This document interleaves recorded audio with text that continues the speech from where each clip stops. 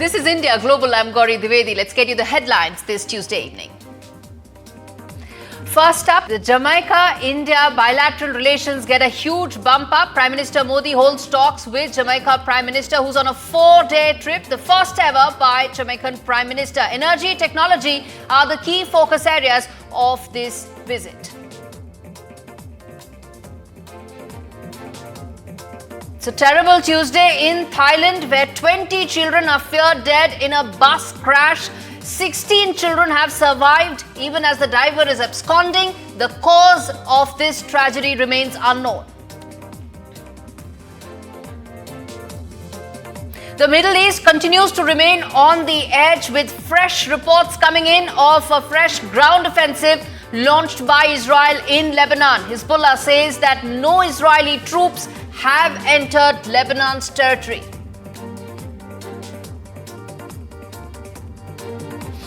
And a bit of a breather coming in for Pakistan, with its inflation levels now coming under 7%, even as IMF asks Pakistan to reduce and cut the jobs by 1.5 lakhs. Cash-strapped Pakistan now needs fresh round of IMF bailout.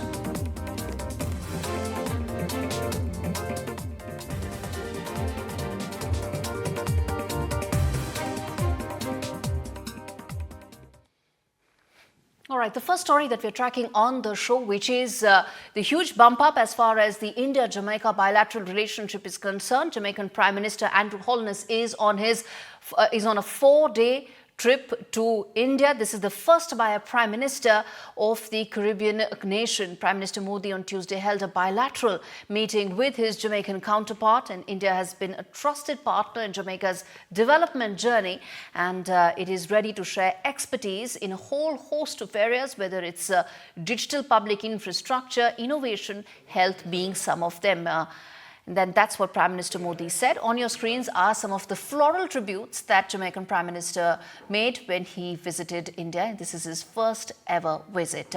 What does this mean in terms of the ties between India and Jamaica? Remember, Jamaica is also one of the Gimitria countries where indentured labor from India went about 150 to 180 years back. And there are some cultural ties between the two nations across generations.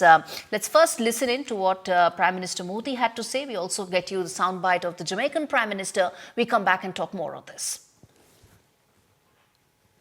Friends, आज की बैठक में हमने कई वैश्विक एवं क्षेत्रीय मुद्दों पर भी चर्चा की। हम सहमत हैं कि सभी तनावों और विवादों का समाधान बातचीत के माध्यम से किया जाना चाहिए। हम मिलकर वैश्विक शांति और स्थिरता सुनिश्चित करने के लिए अपने प्रयास जारी रखेंगे। भारत और जमैका एकमत है कि यूनाइटेड नेशन सिक्योरिटी काउंसिल सहित सभी ग्लोबल इंस्टीट्यूशंस में सुधार आवश्यक है। इन्हें समकालीन रूप देने के लिए हम साथ मिलकर काम करते रहेंगे। As the world's fastest growing economy, energy security is of paramount importance to India. Our shared interests, premised on our respective national targets to diversify our energy mix by 2030, provide a platform for deeper cooperation in this sphere. I am therefore pleased to announce Jamaica's intention to join the Global Biofuels Alliance pioneered by the government of India.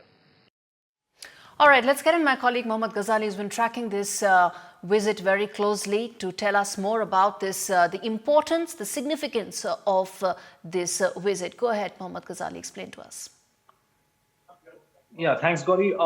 First of all, this visit is very significant because if you see in the first 100 days of this government, Prime Minister Narendra Modi has been visiting as well as has invited multiple leaders to India and has gone to many countries. Now, why this particular visit is significant? Because India is not just relying on their Western partners when it comes to business interests, security cooperation, defense cooperation, or maritime security, as well as energy and other sectors through which they can do the business.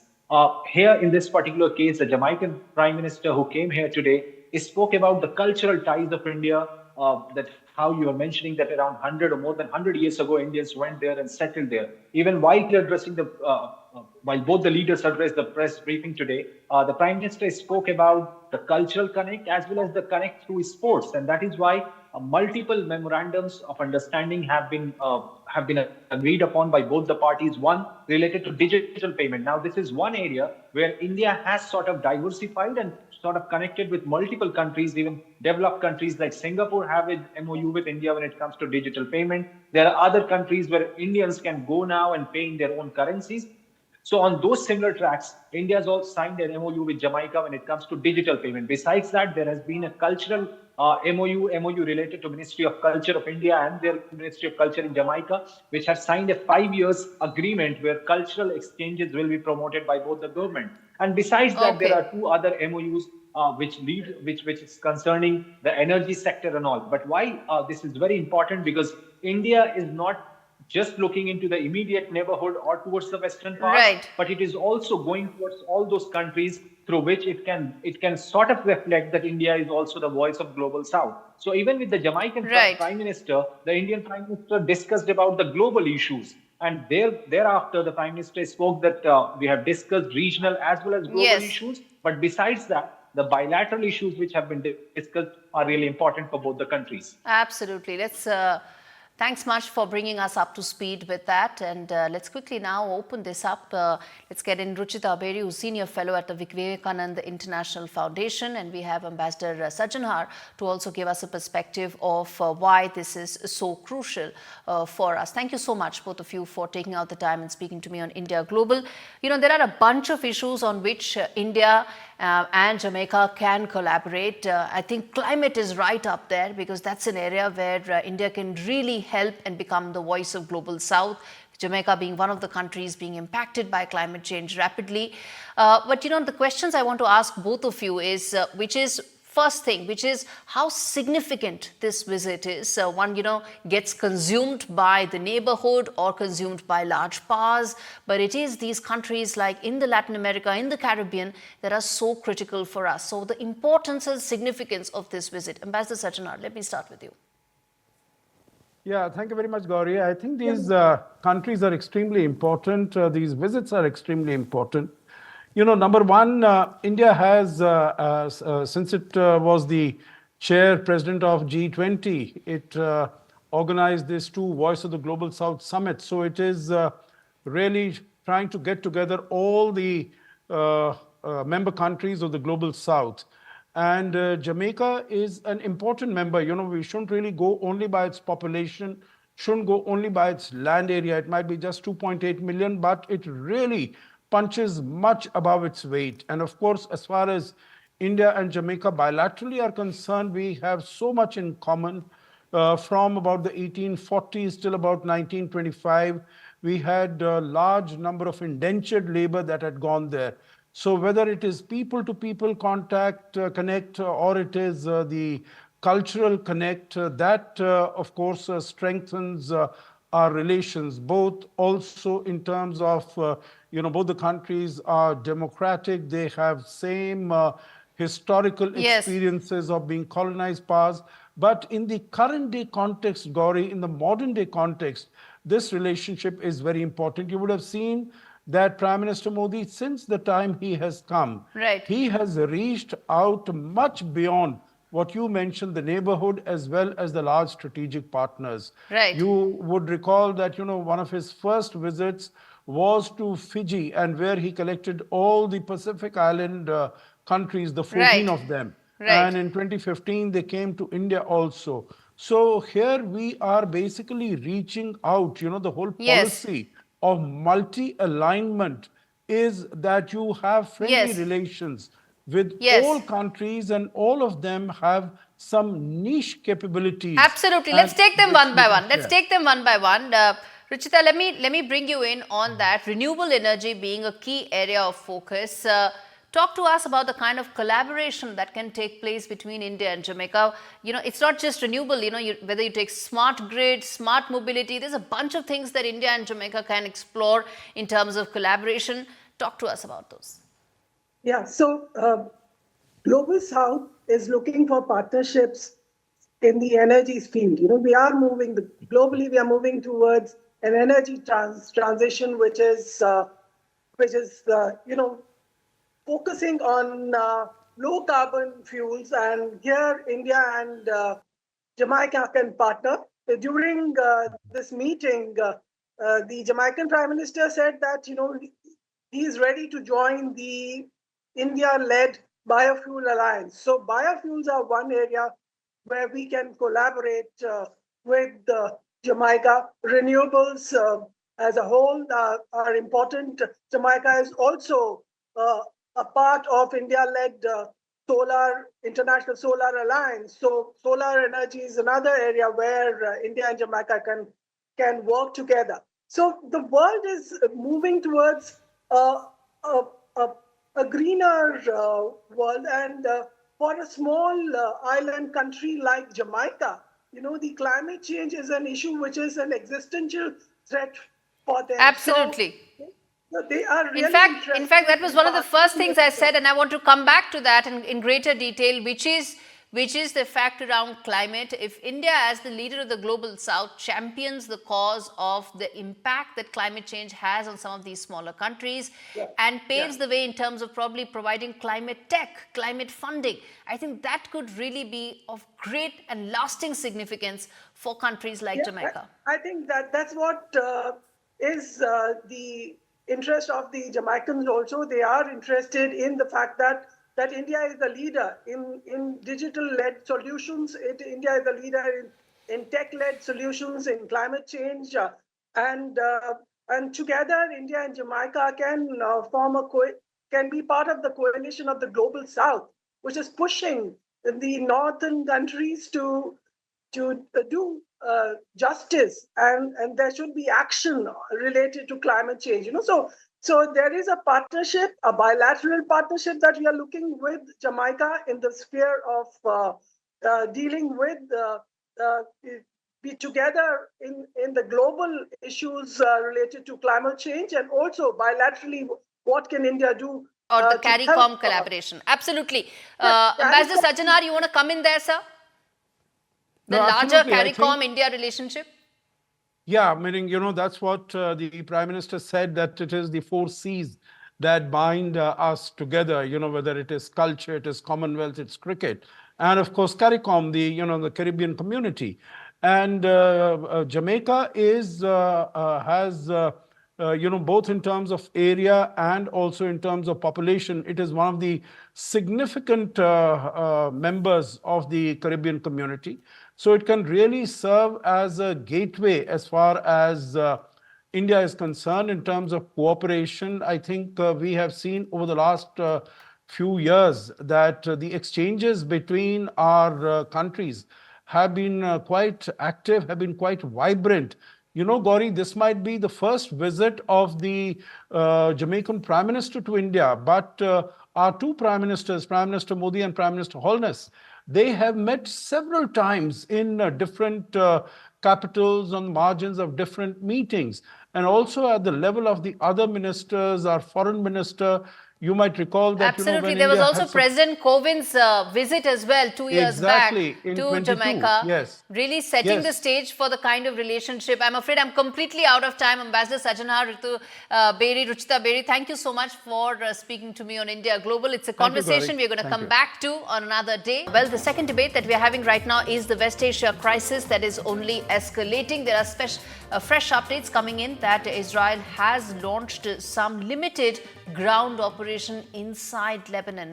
Now, this has been contested by Hezbollah. Remember, the southern part of Lebanon is pretty much a state within a state where Hezbollah really calls the shots. And they say that Israel has not entered their territory. Having said that, there's now, by all indications, it seems that this is a crisis that may not get resolved immediately and may escalate. Prime Minister Modi did reach out to Israeli Prime Minister Benjamin Netanyahu and reiterated India's commitment towards peace to resolve this at the very earliest. The question we are asking is that at a time where Israel is looking at limited, localized, targeted ground operations, what are the options that peace has at this stage? Secondly, what kind of a role New Delhi can play in ensuring some of these peace options actually can be tested, can be seen and executed? And lastly, will the camaraderie between Prime Minister Modi and Prime Minister Netanyahu have role to play in convincing Israel to probably de-escalate after escalating its attack? Okay, let's open this up. Let's quickly get the guests joining me on India Global this evening. First up, Colonel Rajiv Agarwal. Then we have Asif Ramiz Dawoodi as well. Thank you so much, gentlemen, for speaking to me. Colonel Agarwal, let me start with you, sir. You understand this area very well. You know this territory very well. It is as complex as it can be. Add to it the tensions that it is seeing right now. What are the chances that a possible mediation, a peace settlement can actually be thrashed out at a time when Israel is looking to escalate? Thank you, Gaurie. Thank you for having me. And, this war has escalated into something which is now, to my mind, going beyond control.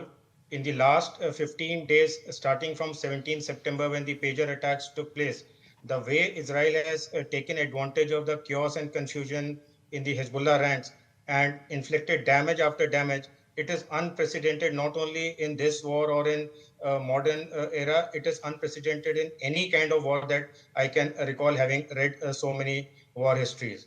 And then to take out the Hezbollah chief Nasrallah in a targeted airstrike, simultaneously orchestrating it when Netanyahu was giving his speech in the UN General Assembly is absolutely, brilliant on the part of Israeli intelligence and bizarre as far as the war is concerned. So right now, I do not think that Israel is in a mood to, give away the huge advantage that it has accrued over the last 15 days, or maybe we could say slightly more. And it is hell-bent on, as I wrote yesterday also, on finishing of this threat once and for all. Okay. The Hamas is almost eliminated in Gaza. It has made major gains in West Bank right from 27th August. Right. And now with Hezbollah, command, control, communication structure totally eliminated, it is not going to give way so easily. Right. Okay, let's ask this to Asif Dawoodi as well. I agree with some of the facts that Colonel Agarwal said, which is that Israel has been able to, some of its operational and tactical moves in the past have had very high success rates. It has caused a lot of damage to Hezbollah and Hamas ranks. It has also taken advantage of the fact that the US leadership right now is in disarray because President Biden is not contesting. He's pretty much now at the last leg of his presidency. Vice President Kamala Harris is in the midst of an election campaign. So there's a leadership vacuum there as well. But in the midst of that, Asif Dawoodi, what are the options that are on the table right now to ensure that some sort of a de-escalation can take place? Question one. Question two, I also ask that, if the world is running out of possible mediators, can New Delhi play some sort of a role because of the bonhomie and camaraderie that he enjoys with the Israeli Prime Minister? Well, Gaurie, thank you very much for having me here with you. And you rightly started this debate by saying that, the West Asia crisis, and it's escalating every day.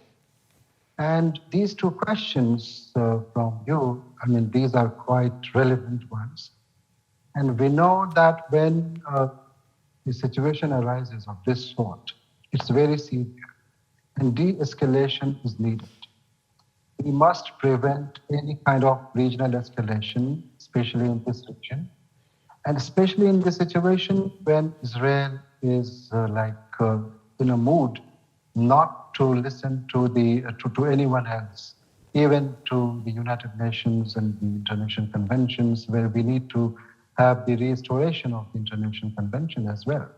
So especially now after Gaza, now it's Lebanon, and slowly and gradually it's spreading everywhere else. In such situation, as you rightly said, if there is a lack of proper mediators, especially when we have elections in the US, and Joe Biden is in his last legs for this, So in this situation, I think India can definitely play a very important role, especially when Prime Minister Modi has a very good chemistry and, a kind of relation. So with, how much do you read into the phone call that was made between Prime Minister Modi and his Israeli counterpart, where India did put out its position very clearly that it stands with peace, but at the same time, it does, of course, want that terror infrastructure should be dismantled. So how do you read the phone call, the significance, and what could be the next steps from here on for India and Israel? That's in fact a kind of usual cause. And it's not the first time Prime Minister Modi had interacted with his counterpart in Israel. Perhaps it was four times in the past from 7th of October until now. So we have not seen any major changes or proper impact of this, but especially at this moment, when we talk about India supports peace. Most of the sensible countries in the world, they always support the regional peace, international peace, security, restoration of all these rules and laws, and how we follow the warfare rules, etc. At the same time, terrorism, as you said, is a big challenge and big task. So when we have these kinds of situations, when Prime Minister Netanyahu is not ready to listen to anyone, and when the entire world, even United Nations, even the French president, He on Thursday he said that it's not wise if there is a kind of escalation in Lebanon. No, I agree with the fact that there is global pressure on Israel to probably now de-escalate. I feel this is escalating so that you de-escalate on your own terms. That's one. Second, there's also a fact that Israel has 7 war fronts right now. There are 7 fronts on which it is fighting, and if it doesn't project power right now, then it impacts both Israel as well as, of course, Netanyahu's leadership. So there are 7 war fronts that it is taking up all these terror groups on. But from here on, Mr. Dawoodi, if one were to talk in terms of next steps for India to possibly engage in a meaningful way, this is also a region where India now has a fairly large exposure. It's a stakeholder, whether you take some large infrastructure projects like IMEC and some of the others, it has a reasonable stake. It's a big stakeholder there. So how can it use its heft and its leverage in this region? Well, there are 2 parts in your question. Now, let's start with Israel, as you said. They have to show their power. It's one thing, but can this be done at the cost of the thousands and, let's say, tens of thousands of human lives, especially women and children? And doesn't it look like a personal kind of things when you say that, he has to look at the electoral part of it? The other part is like how India can play a role in this. Yes. As I said, India at this moment is one of the major players in the world. Absolutely. Especially in the vision, and every other country, you go anywhere, they do not only give the highest civilian award to our Prime Minister, right, but at the same time, they are listening to our thoughts, and that's the most important fact, that India's message for peace, for restraint, and for dialogue is now being given its due importance and it's being heard. I'm completely out of time, Mr. Dawoodi. I take your point about some of these aspects. Remains to be seen what happens next as far as Middle East is concerned. As I said, Israel is now looking to escalate it further so that it can de-escalate it later on its own terms. With that, it's a wrap on this edition of India Global. Thanks so much for watching.